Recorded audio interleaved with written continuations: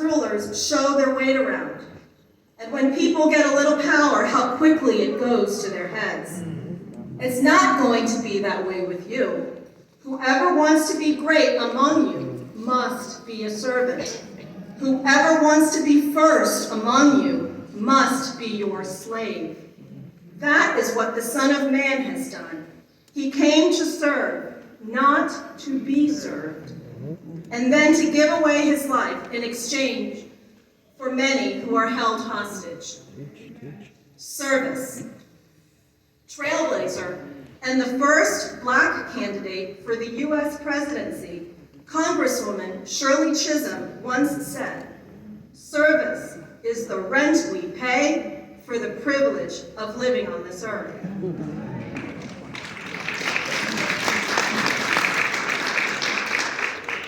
I'm a person of deep faith, so my favorite book is the Bible. So when preparing my remarks for today, my mind immediately went to Psalm 100. To paraphrase the Revised Standard, it says, "Make a joyful noise. Serve the Lord with gladness." The Message version of this passage says, "Sing yourselves into his presence." The NIV version says, "Worship." Serve, sing, worship. I'm not a preacher and likely not even a good speaker, but I believe these words coincide when you consider the concept of service. By serving others, we are singing ourselves into God's presence. We are in fact worshiping God when we serve. Service is the rent we pay. It's totally God that your theme this year is service. God wants us all to serve. Anybody can serve. Going to the Drum Major Instinct sermon, Dr. King says, "And so, Jesus gave us a new norm of greatness. If you want to be important, wonderful. If you want to be recognized, wonderful. If you want to be great, wonderful. But recognize that he who is greatest among you shall be your servant." That's the new definition of greatness. As President Wright just said earlier, Dr. King goes on to say, "The thing that I like most about it, by giving that definition of greatness, it means everybody can be great because everybody can serve. You don't have to have a college degree to serve. You don't have to make your subject and verb agree to serve. You don't have to know about Plato and Aristotle to serve. You don't have to know Einstein's theory of relativity to serve. You don't have to know the second theory of thermodynamics and physics to serve. You only need a heart full of grace, a soul generated by love, and you can be that servant." I had the privilege of spending a lot of time with my grandmother.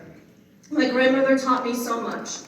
She instilled this mantra from John Wesley: "Do all that you can, by all the means that you can, in all the ways you can, in all the places you can, at all the times you can, to all the people you can, as long as you ever can." Service. Service is the rent we pay. From an early age, service has been ingrained in my head and manifested in my life. Service is the greatest privilege. I served in high school, in college, law school, as a practicing attorney. One of the reasons I wanted to become a judge was because service is part of our judicial canon. Service is part of my job. In 2006, before becoming a judge, the former Florida Supreme Court Justice, Fred Lewis, another Kane, started justice teaching to promote civics education throughout the state.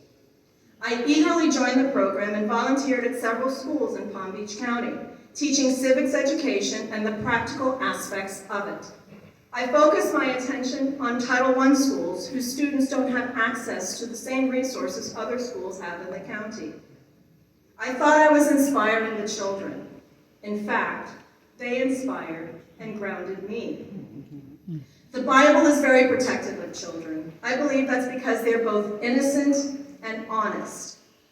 We should keep both as long as possible. I found that through justice teaching, these children met an attorney and now a judge for the very first time. They learned that they could be an attorney or a judge, but they also learned that they could contribute to the legal profession in so many other ways. They could be part of law enforcement. They could be a clerk. They could be a court interpreter. They could be a court reporter. All invaluable professions that are all integral to the administration of justice. It is my profound privilege to learn that many of these students who have now been exposed to the law now want to be part of the legal profession. I've adopted Carver Middle School in Delray Beach. Through Carver, we have presented an annual mock trial since 2012. If you're interested, the Education Network did a feature of Carver mock trial when we celebrated our 5th anniversary. Service is the rent we pay. As I said, God inspired your theme and this speech. I'm a proud Miami Hurricane because it's great to be a Miami Hurricane. At the University of Miami, perhaps my longest service was, until last month, unwitting and unknown. At UM, I joined InterVarsity Christian Fellowship. As a backdrop, my time in college was the most challenging of my life up to that point. I lived a very sheltered life with fairly strict Jamaican parents. Since the first grade, I went to schools where I was the only black student in each class until I graduated. My only contact with people of color was my family, a very large Jamaican family. It was a bit of a culture shock for me at UM because I became classmates with people who actually looked like me. Each of us looked alike, but each of us had different paths to the place we now occupied in shared space. I was eager to know everyone that looked like me and hear their respective stories. However, as with most colleges, there were groups that generally did not interact. At UM, there were the football players. That's when our football team was actually good. The basketball team and other athletes, Greek life, etc. Very rarely did these groups interact. IVCF brought many of us together through our faith, but even then, there were pockets. Fellowship of Christian Athletes, Navigators, etc. Again, even with shared faith, very rarely did these groups interact. A bit disillusioned by the disconnect, an IVCF staff worker challenged me to do something about the disconnect and my disillusion. I began yet another group, Collegiate Black and Christian, aka CBC, whose mission was to find our identity and significance from our African, American, and Caribbean Black history that determines our presence in hopes of changing our future. Our second mission was to fellowship with other Christian students who share a vision and burden for our campus. I started CBC my junior year at UM, hoping to get just a few of us together for seminars and conferences. I figured it would end upon my graduation. I certainly never thought I'd get an email from a staff worker last month. To paraphrase the email, the former staff worker said, "Hey, Cymonie, I thought you might be encouraged by Sarah," I changed her name, story at the University of Georgia's December prayer letter. The UGA staff worker told me that Sarah wants to start a CBC chapter at UGA.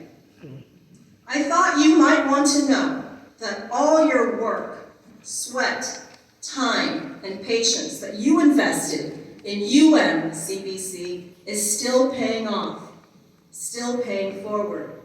You are an answer to Sarah's prayers. Thank you. That email inspired me. It actually brought me to tears. 2023 was an incredibly difficult year for me.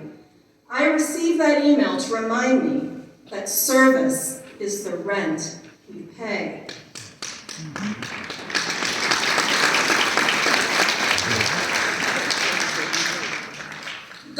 back to Dr. King, whom we celebrate today, going back to that incredible sermon. Everybody can be great because everybody can serve. God used me, a geeky, as my brother called me, shy 19-year-old, to start an organization that transcended my time in college and my beloved alma mater. My friend, the former UM-IVCF staff worker, introduced me to the University of Georgia staff worker, who in turn introduced me to that University of Georgia student.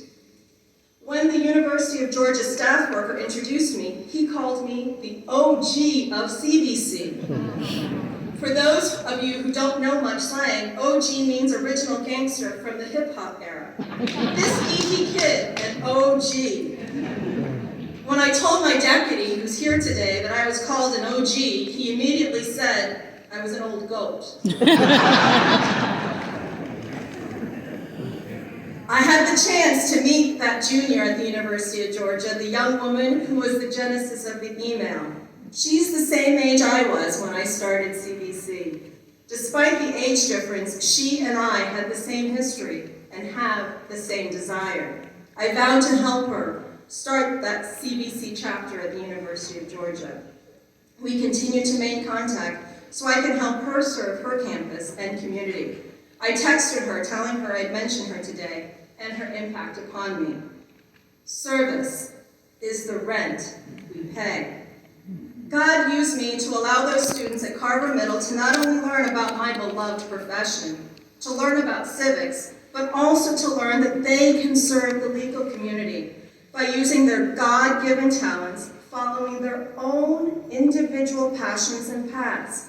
It taught them that they are important, valued, and integral members of our community. They also served me by reminding me that service is the rent we pay. Everybody can be great because everybody can serve. Service is also therapeutic. The genesis of my examples of service was from a place of darkness and disappointment. But as Jesus says, take up your mat and walk. Some of us like retail therapy. It helps us forget our troubles and it provides us a stimulus as well. When I started CBC, I was blessed to become good friends with many of the members of those groups who were so segregated when I first started on campus.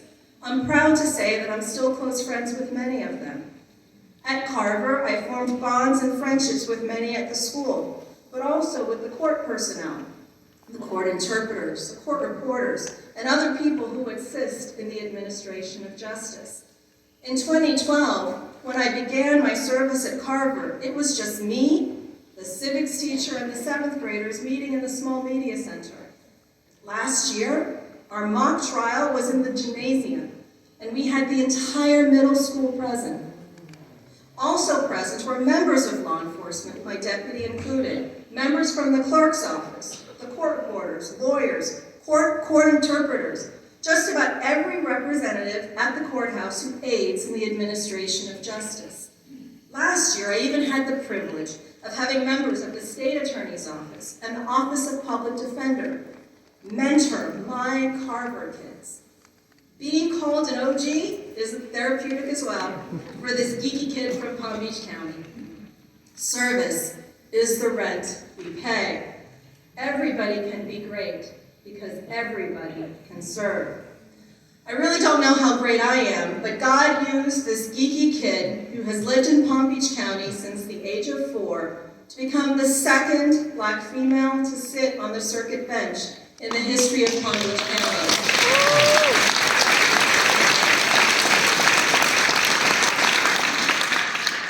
I am grateful that the first Black female to sit on the circuit bench is not only my friend and mentor, but present here today, Judge Catherine Brunson.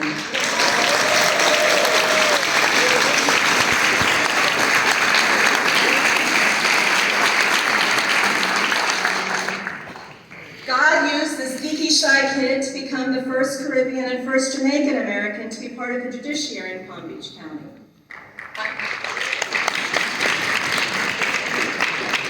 I am grateful that Judge Cheeseman is here. She really doesn't think I'm Jamaican, so she thinks she's the first Jamaican. But we banter talking about that. This geeky kid is an OG. And no, deputy, I'm not an old goat. But perhaps I may be that too. Dr. King believed that greatness is independent of wealth, position, or fame. True greatness is a derivation of service. We are greatest when we serve others. We are most fulfilled when we serve. We are worshiping God when we serve. We are singing like the late, great Mahalia Jackson, who told Martin to talk about that dream, when we serve. We are like the late, great Whitney Houston, when we serve. Dr. King delivered the speech in February, 2 months before he was assassinated. Perhaps anticipating his impending death, Dr. King concluded his speech with these words: "If any of you are around when I have to meet my day, I don't want a long funeral. And if you get somebody to deliver the eulogy, tell them not to talk too long. And every now and then, I wonder what I want them to say. Tell them not to mention that I have a Nobel Peace Prize. That's not important. Tell them not to mention that I have 300 or 400 awards. That's not important. Tell them not to mention where I went to school." Dr. King went on to say, "I'd like somebody to mention that Martin Luther King Jr. tried to give his life serving others. I'd like for somebody to say that Martin Luther King Jr. tried to love somebody. I want you to say that day, I tried to be right on the war question. I want you to be able to say that day that I did try to feed the hungry. I want you to be able to say that day that I did try in my life to clothe those who were naked. I want you to say that day that I did try in my life to visit those who were in prison. I want you to say that day that I tried to love and serve humanity." Service is not about grand gestures or large-scale movements. It can be kindness to a stranger. Seeking to find your identity by learning from others, or just simply seeking fellowship. Like CBC at UM, or the annual mock trial at Carver, it can be a small choice. We change lives when we serve. We change our own life when we serve. We can transform a generation when we serve. We can create a movement when we serve. That's Dr. King's legacy. That can be ours as well. Thank you again for the privilege and opportunity to share my thoughts about service with you. Happy birthday, Dr. King.